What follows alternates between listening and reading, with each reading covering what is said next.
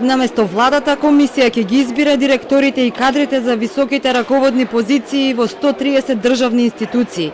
Но министрите и директорите пак ќе го имат конечниот збор да одберат еден од тројцата најдобро рангирани.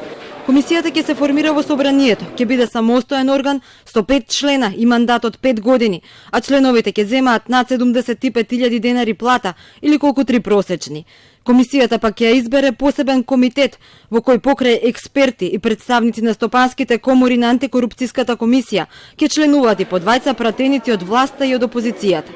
За член на комисијата за високата раководна служба може да биде избрано лице кое што ги исполнува следните услови: да е државјанин, да има завршено високо образование со минимум 240 кредити, да има најмалку 15 години работно искуство, во последните 4 години да не бил пратеник, член на влада, градоначалник, советник или донатор на политичка партија, или да немал функција во органите на политичките партии.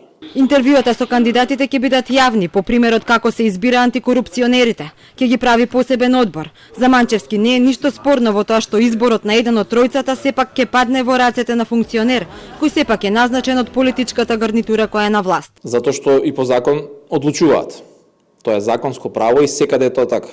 Не постои ниту една земја во светот, апсолутно ниту една, каде што оној што одлучува и во законот не може да на крај сепак врши некаков избор. На крајот на денот, да, ние ќе имаме дискреционо право да одлучуваме од тројца, ама не од 33 колку што може се јавиле на конкурсот, и граѓаните ќе бидат сигурни дека бираме од најдобрите 3 кандидати. Законот кој вчера го усвои владата, оди на собрание, ќе почне да се применува 9 месеци од како ќе биде усвоен. Манчевски е уверен дека тој ќе биде гаранција дека високите раководни позиции конечно ќе ги заземат професионалци, а не партиски кадри.